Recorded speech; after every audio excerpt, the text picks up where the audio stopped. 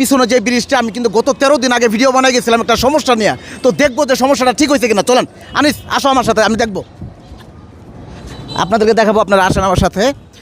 আমি যতটুকু আশাবাদী যে ঠিক হয়ে গেছে, কারণ প্রায় 4500 শেয়ার হয়েছে। আসেন এই পাশে আসেন। ওফ, খুবই দুঃখজনক ব্যাপার হইতেছে। এই জিনিসটাই কিন্তু আপনাদেরকে দেখাইছিলাম গত 13 দিন আগে। প্রচুর পরিমাণ মানুষ শেয়ার করছেন আপনারা, তারপরেও এই কাজটা ক্লিয়ার হয় না। আনিস, তুমি এখন এটা কি মনে করতেছো, আসলে এর ব্যর্থতাটা কোন জায়গায়? যে এতগুলো শেয়ার হওয়ার পরেও এই ব্রিজের যে প্রবলেমটা, বাচ্চারা এখান থেকে পড়ে যেতে পারে, আনন্দের সময় আনন্দ নষ্ট হয়ে যেতে পারে, এই বিষয় নিয়ে যে আমি ভিডিওটা বানাইছিলাম, তো এখনও এই প্রবলেমটা সলভ হইল না। আসলে এটার বিষয়ে তুমি কি বলো? আমরা তো ভাবছিলাম ভাই এটা মনে প্রবলেম শেষ হয়ে গেছে গা, তো তো দেখতেছি সলভ হয় নাই। এটা কি সমস্যা কার? আমাদেরই মনে হয়।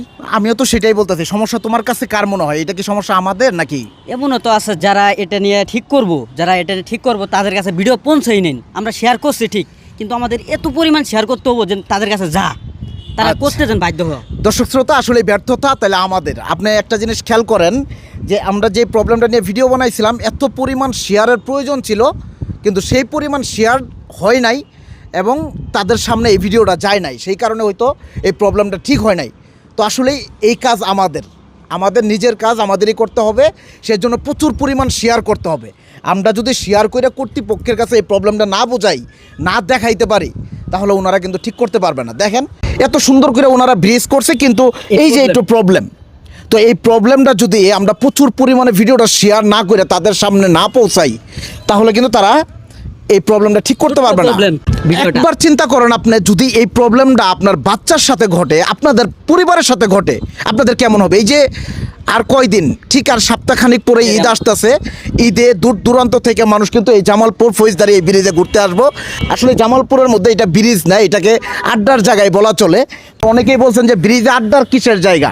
আমি বলি, দেখেন এইখানে কিন্তু আসলে ঘোরাফেরার মতোই জায়গা, এত সুন্দর এই জায়গাটা। অনেকে পার্কিং দেখতে পারতেছেন, যে ফুচকার গাড়ি, চটপটির গাড়ি, তার মানে এখানে মানুষ অবশ্যই এসে আড্ডা দিবে।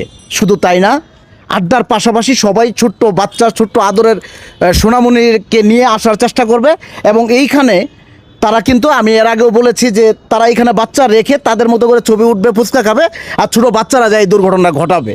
এইখানে এরকম মরণ ফাঁদ যে তৈরি করা আছে, সেই জিনিসটা আমরা চাইবো আবার কর্তৃপক্ষের কাছে আপনারা বেশি বেশি শেয়ার করে ভিডিওটা পৌঁছায় দিবেন, এই সমস্যাটা যেন ঠিক করে।